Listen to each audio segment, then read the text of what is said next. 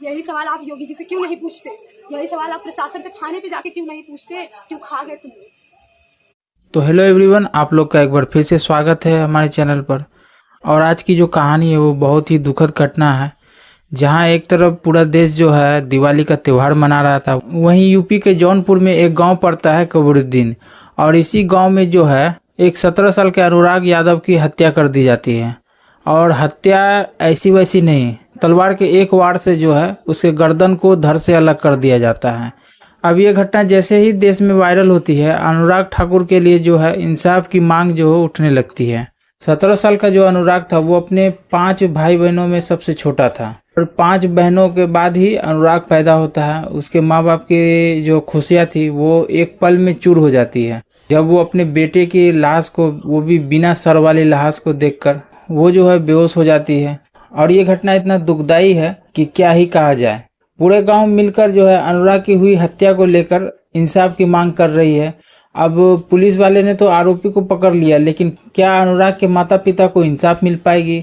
ये बहुत ही बड़ी समस्या है, क्योंकि हमारे देश में आए दिन ऐसी घटनाएं होती रहती है, लेकिन पुलिस अपना कार्रवाई करती भी है, नहीं भी करती है। मामला जब हाईलाइट होता है तब उस पर जो है एक्शन लिया जाता है। अब ऐसे में देखने वाली बात है कि क्या इस मामले में पुलिस का क्या बयान है, क्योंकि अभी तक जो है पुलिस प्रशासन के बड़े अधिकारी की तरफ से किसी तरीके का जो है स्टेटमेंट जारी नहीं हुआ है। लेकिन उस घर का जो चिराग था वो तो बुझ चुका है, अब उसे वापस लाना मुमकिन नहीं है। लेकिन घर वाले जो है, उसकी बहनें हैं, 2 बहनें जो हैं, बाकी 3 बहनें की तो शादी हो चुकी है, बाकी 2 बहनें हैं, एक माता पिता। और अनुराग उस घर का सबसे छोटा लड़का, बेहद ही लाडला था। अब उसकी बहनों का कहना है कि जिस तरीके से जो है अनुराग की हत्या की गई, उसके सर को धड़ से अलग कर दिया गया, उसी तरीके से जो है आरोपी का भी वही हाल होना चाहिए, तब उनके नज़र में जो है इंसाफ की परिभाषा बनेगी। और मैं चाहती हूँ ना उसका खून जरूर हो, एनकाउंटर हो या मर्डर हो। अगर आप लोगों से नहीं होता ना, हम लोग खुद करेंगे। हम लोग चैन से नहीं बैठेंगे, क्योंकि मेरा खून है। अब संविधान में तो इस तरीके का कोई कानून तो नहीं है, लेकिन हर बार ऐसा ही होता है कि जब हत्या हो जाती है, जुर्म हो जाता है, तब पुलिस वाले आते हैं, कार्रवाई करते हैं, लेकिन उस पे भी जो है पीड़ित पक्ष की तरफ से किसी भी कार्रवाई से संतुष्ट नहीं हो पाते हैं। और ये जो घटना हुई, ये घटना जमीन के एक छोटे से टुकड़े को लेकर हुई है, जिसपे लगातार जो है 30-35 सालों से केस चले आ रहा था। और आरोपी पक्ष जो है मंगेश यादव, रमेश यादव और इसके जो है चचेरे भाई सब, इन लोगों ने मिलकर जो है अनुराग यादव की हत्या की है, और सिर्फ जमीन के एक टुकड़े के लिए। जहां अनुराग का जो फैमिली रहा करता था, उस जमीन पे भी केस चल रहा है। टोटल 1 साल के अंदर में 17 से ज्यादा केस किए गए हैं उसके ऊपर। अब जो वो अनुराग का परिवार है वो बहुत ही गरीब परिवार है, फाइनेंशियली इतना स्ट्रांग नहीं है, जिस कारण उसकी फैमिली किसी भी तरीके का केस लड़ने में असमर्थ है। ऐसे में जो है हर बार ये देखा जाता है कि जो पैसे वाले होते हैं, दबंग टाइप के लोग होते हैं, वो हमेशा गरीबों की जमीन के और गरीबों के हक को हमेशा छीना करते हैं। इस चीज के लिए जो है मंगेश यादव और अनुराग की जो फैमिली है, लगातार उन दोनों के बीच में कई बार वाद विवाद होते रही है। इसका जो निपटारा हर बार थाने में होता था, लेकिन थाने वाले जो हैं वो भी आरोपी के साथ है। कहा जाता है कि मंगेश यादव का जो बड़ा लड़का है वो लखनऊ में किसी थाने में जो है एसआई के पोस्ट पर है, और उनके ही इशारे पे जो है उस 17 साल के अनुराग यादव की हत्या की गई है। उस फैमिली के वंश में एक ही लड़का है, और वो अगर लड़का खत्म भी हो जाता है तो उसका रास्ता साफ हो जाता है, उसके सारे जमीनें वो हड़प सकते हैं। इस घटना को अंजाम दिया जाता है 29 अक्टूबर 2024, यानी दिवाली से धनतेरस के एक दिन पहले।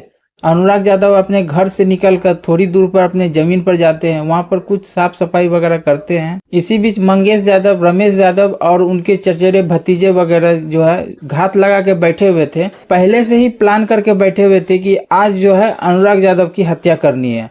जैसे ही वो अपने जमीन पर पहुंचते हैं, सुबह का वक्त था, करीब 7 बजे का वक्त था, और 7 बजे वो दातुमन कर रहे हैं। इसी दरमियान वो जो है जमीन के ऊपर जो कचरा वगैरह फैला हुआ उसको साफ वगैरह कर रहे थे। पहले वो झगड़ा के नियत से जो है उसके पास आते हैं। उसके बाद जो है उस मंगेश यादव के हाथ में एक डंडा होता है, उस डंडे से जो है पहला बार अनुराग की तरफ करते हैं। अनुराग जो है जान बचाने के लिए घर की विपरीत दिशा में भागता है, जहाँ पर पहले से ही घात लगाए बैठे रमेश यादव ने अपनी तलवार से जो है एक ही बार में अनुराग यादव की सर को धड़ से अलग कर देता है।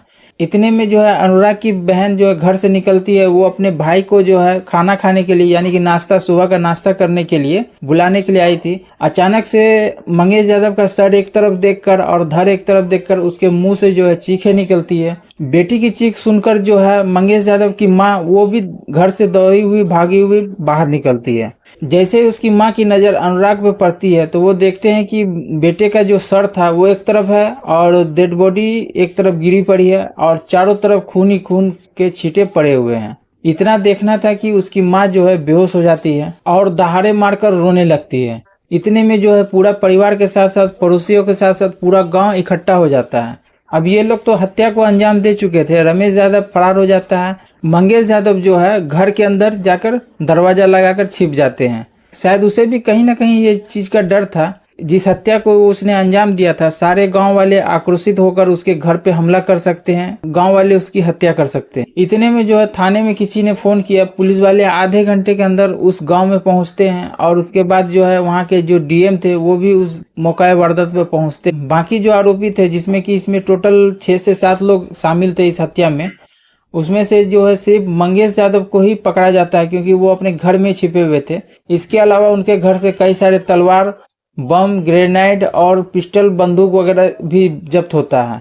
अभी जो उस परिवार के साथ जो बीत रहा है, ये चीज हम अपने वीडियो के माध्यम से नहीं समझा सकते, ना इस चीज को महसूस कर सकते हैं। लेकिन जो कोई भी अनुराग के घर जा रहे हैं और जो मीडिया रिपोर्टर जा रहे हैं, कवरेज कर रहे हैं, उसके घर का जो आखिरी चिराग था, जिसे बहुत प्यार से पाला गया था क्योंकि वो 5 भाई बहनों में सबसे छोटा था और सबका लाडला था, लेकिन ये जो जमीन थी वो उस 17 साल के बच्चे को खा गई। उसे ये चीज का विश्वास नहीं था कि सच में ऐसा कुछ होने वाला है। अब क्या ही कहा जाए इस घटना को लेकर। दिन पर दिन जो है देश का जो क्राइम का ग्राफ है वो लगातार बढ़ता ही जा रहा है, लेकिन इस पे जो है लगाम लगाने के लिए, इसको कंट्रोल करने के लिए कई सारे कानून बनाए गए हैं, लेकिन फिर भी जो है ये चीज कंट्रोल नहीं हो पा रही है। आपका क्या कहना है? अगर वीडियो को यहाँ तक देख रहे हैं तो आप वीडियो को फीडबैक जरूर दें। ऐसे लाठी लेके बोलते थे कि मार देंगे, जान से मार देंगे किसी को, तो हम लोगों को थोड़ी पता था बिना विवाद के कोई ऐसे कर देगा। कोई बात नहीं थी, वो तो ब्रश कर रहा था, कुछ बोला भी नहीं था, तो भी आके उसको मार दिए।